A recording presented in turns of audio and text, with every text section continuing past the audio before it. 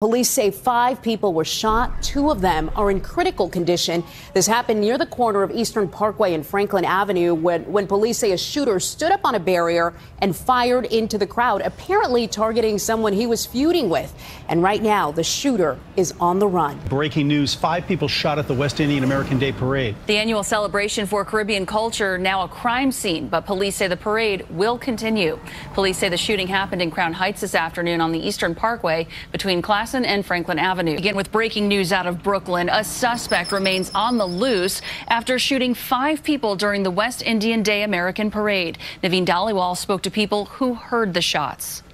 Police say the shooting was intentional. As to who the intended target was and the motive behind it, that has yet to be determined. Obviously, we know that there was a shooting that took place. So with me, I got the chief of Brooklyn South, Chief McAvoy. I got the Deputy Commissioner of Operations, Detective Daughtry.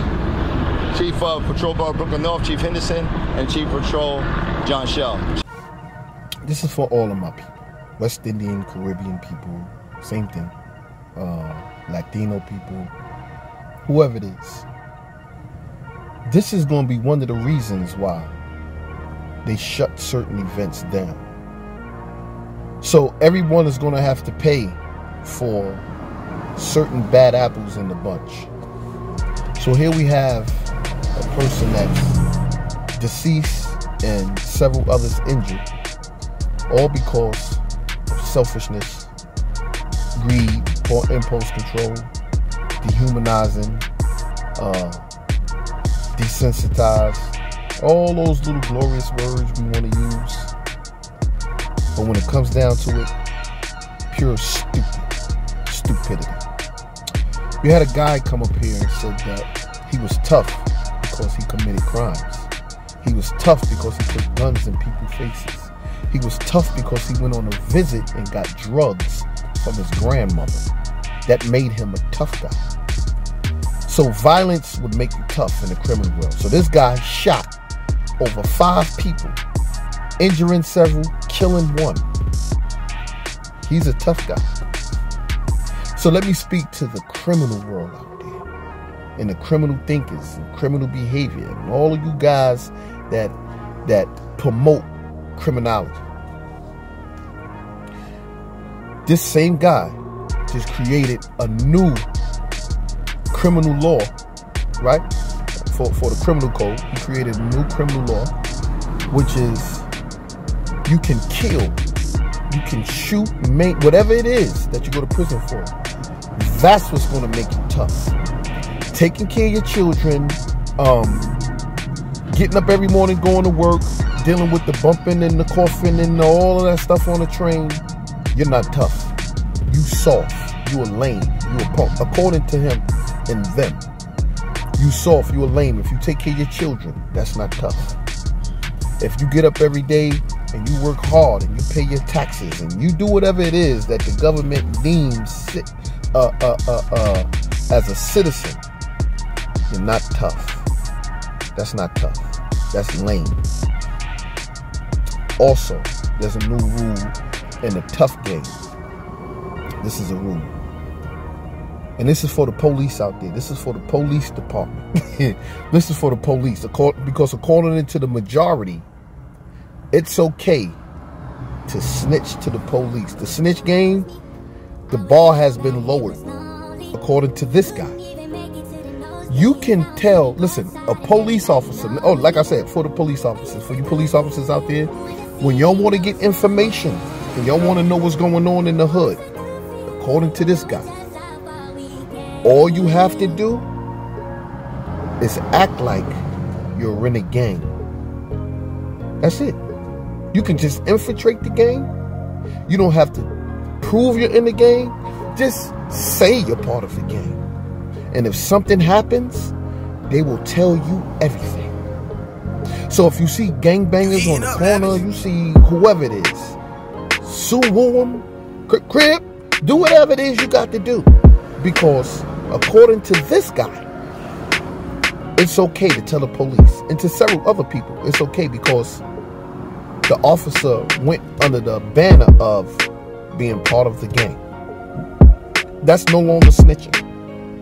So if a cop comes and he says he's part of a gang, believe him. And if you got any information, tell him. Tell him all the information. It's not my words. That's his words, because that's what he did. Also, to the people out there who live by a criminal code, right? And you still think that this is the wave, this is the way to go. It's gonna enhance you. Like, people do crimes and they would take their crime and they would enhance it. It could be a robbery and they'd be like, yeah, I robbed him, but I beat him in the head with the gun. When he robbed him with a toothpick, it's still going to be, he got to enhance it. He's going to enhance his crime. That's what criminals do. Every criminal that's in prison, they always add on to their criminology. Like this guy right here that shot 5 people. Wherever he at right now on a run, he going to say he shot up 80 Haitians, 20 Jamaicans, and 19 Dominicans. He going to just he going to enhance his crime. That's what criminals do. They enhance their crime. They will take a criminal act and say they made $200 a day and say they made $6,000 a day. That's what black people usually do, you know, in a world of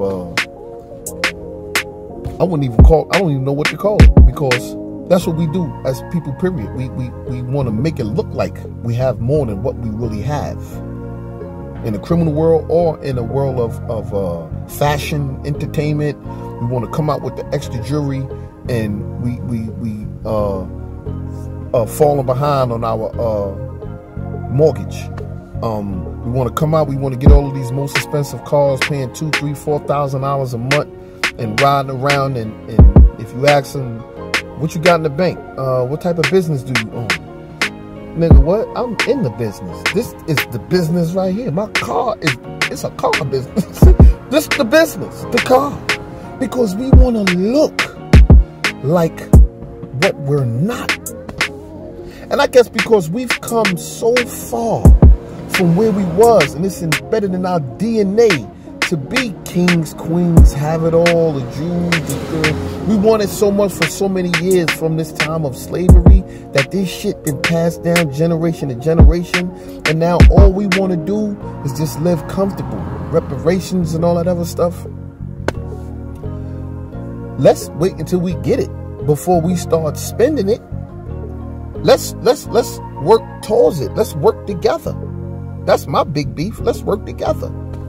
This whole carnival and shooting and the wall up, the parade and the people are dying, critical condition, and yo, let me tell you something, man. This is giving them, when I say them, not no white man, no none of them men, government. This is giving government more reason to put up more barricades, to limit you. Soon, watch this, watch this, soon. Just remember what Tinto's saying. Soon, they're going to start having parades with no floats. Ain't going to be no movement, no nothing. They're going to have it in one area. Everything going to be closed, just like they did with Times Square. Do y'all see Times Square? When you want to go see the ball drop, everything is blocked off. You locked in. You got to stand there all day. You can't go to the bathroom. Pee in a cup. Pee on yourself. Defecate on your doodle right there. People was pissing right in the middle of 30,000 people. That's what they're going to start doing with these parades. They're going to start blocking them off, sectioning them off. And the police going to be on the outskirts while everybody's in. You can't leave. You bet the party hardy right there, because they're not going to be doing it. Because Times Square used to be free. When I was coming up, we used to go to 42nd Street when the ball dropped. We walked from 42nd to 52nd, back around, come down, go up. We walk all through 42nd Street, Times Square, Midtown. Then robbery started happening. Brooklyn. Go Brooklyn, go Brooklyn. I blame it on Brooklyn. Them Brooklyn boys came through Midtown and lost their minds. This is a little history lesson. Midtown used to be free. When that ball drop, wasn't no police barricades, nothing. It was too many people out there to be handling anything. And Brooklyn was robbing everything. Brooklyn dudes rolling like 40, 50 in a pack, running all through Times Square, just knocking people out, grabbing chains, robbing white people. They was bugging. Go Brooklyn. That's when you hear, is Brooklyn in the house? People be looking around. Where the Brooklyn crowd at? Where they at? And when the Brooklyn dudes get the yelling, oh, it's Funky Fresh, and they be Brooklyn in the house, people know, all right, they up there in that area. We know where not to go. They knew where not to go. Don't fuck with that area right there. Then when you heard Brownsville never ran, never will, when all of them names started coming, Best I Do or Die, they start making names with their sections. You said, oh shit, Brownsville never ran, never will. These some motherfuckers that'll bust us in the head and they not gonna run. What? Best I Do or Die. You better do it or you gonna die. Oh shit, Brooklyn, the police said, you know what, corner these guys off, calling them off. And now when you look at the ball drop, it's a bunch of tourists and a whole bunch of double-decker buses and people ain't going nowhere. You in one area. Watch Carnival, watch Juvia and all that parades and all that. Watch what happened. You got one fool that'll mess it up for everybody, man. And we gonna be complaining, yo, don't complain now. Don't do that. Don't complain to nobody. Don't complain. Deal with it. Deal with it. Reason with them. Reason with them. Okay? Because when you look at the other parades, Juan, it's no problem for my people here. I go for the party. Everybody listening. We drinking the Corona. We drinking the beer. Everything's good. No problem for my people. Every black person have the problem. When you're thinking for here, for the Dominican people, for the Boricua people, it's no problem for my people here. It's no problem. Sometimes people get crazy before. Long time before. Everything has a problem here. No problem no more here. It's a mucho problem for the black people. A mucho problem for the Bonero. Mira, ese tipo está mucho malo, está malo. Every day it's a problem here for the black people. They go there for the party. It's a big problem here. No for the Dominican people, for one. No for my country. Never for the problem here. So y'all better get it together. You either come together and work together or get boxed in. Or get boxed in together. And be butt to butt together. Because they gonna lock you in like Times Square. Talk back to 10, I'm talking to you, man. And that brother that's on the run. 5 people. 5, 6, 7, all them shots. He in trouble. He is in trouble. He's in trouble. And if it's more than one, right? According to the new rule, with these new thugs, these new guys, see, this is a new era. So they got to come up with new things like rap music. You got the hip hop, and then it switched to regular rap, Big Daddy Kane in them, and then it went to gangster rap and same thing with the street code. This dude is a rat, boom, and when he was in prison, they cut your face, and they only got a cut because they wanted to put the cut to make it look like a rat tail, and then now they just started cutting for fun, and then now the snitch game has become acceptable, and everyone accepts the snitch game. So 5 guys get locked up, 4 of them is telling. 5 get locked up, 4 telling. That's how it is today. Okay? So it doesn't even pay to do crime. Because crime don't pay. 2 get locked up, 5 tell them. How 5 tell them? Only 2 got locked up 10. Because the numbers ain't adding up. That's why. That's why. You know why? Because when they get them numbers, them 2 people, it's going to add up to 5 people. The time you're going to be spending in jail. So y'all go ahead. I'm not fighting against it no more. I'm not going to fight against it no more. Guess what? That guy that was up here saying he was tough for putting guns in people's faces and robbing people and shooting people, and y'all cheered him on. Yeah! Good guy. He's a tough guy. Hey, tough guy. You can have the toughness. The streets is yours. You own it. Go ahead, buddy. Great job. Because that's just what they call you when you upstate in prison. Hey, tough guy. That's what white guys call you. Hey, once you're an asshole, hey, he's a fucking asshole, John. Hey, John, this fucking guy's an asshole. He's a fucking tough guy. And guess what they do with you? They handcuff you and beat the shit out of you. Where's the tough guy at now, buddy? There's no more tough guys. You know who the tough guys were that was in prison? You know who the tough guys were that was in prison? The tough guys were the K.O. Smitties, the farmers. The tough guys was the guys that wore the mittens. They had red IDs. They was predicate cutters. Those was known as the tough guys. The tough guys was the guys that was backing down when guys put knives on their gates. The tough guys were the guys that got punched in the face. Seen the guy later on and got punched in the face again. The tough guys wasn't the guys that was stripping down for the COs and getting kicked in their ass and folding up like cheese doodles, or giving up information to COs who they thought was part of them. But being that this is a new era, and that's who the tough guys are, and I'm no longer part of that lifestyle, wow, things sure have changed. If shooting and killing people made you tough, opposed to all of these, my mama was tough.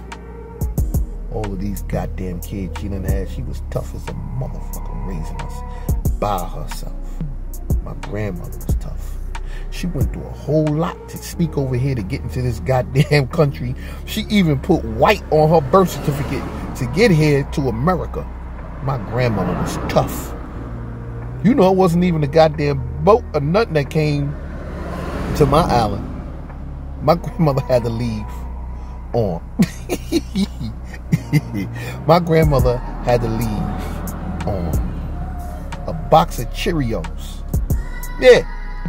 I think my grandmother taped about 7 boxes of Cheerios together and floated the fuck off the island, because the strength that in the pain that came down on me, that's what made me a warrior. Because my grandmama and grandfather, they didn't give up. They made it to this motherfucker, the promised land.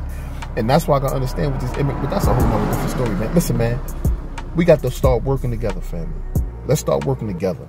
Let's get this shit right, man. Because if we don't, we're going to continue to lose. And another thing I wanted to point out, at the end of that video, right? Look at the men that were standing up there. Look at the men. You seen 3 black men in position. 3 black men. Let's take the badges and everything off of them. We should be supporting our black brothers and those that got the position, because now all they did is kick the door down, and now it's time for us to come behind them and make a way for us. When the Italians do it, there's nothing wrong with it, because the Italians made the game. They made the rules to the game. No snitching, no ratting. Then the one, whatever's name, Valali, whatever that first rat in the mall started telling, then everybody started following what the mob was doing. But the mob was the one that set the bar on what ratting is and gangster code. The mafia send their kids to school to become what?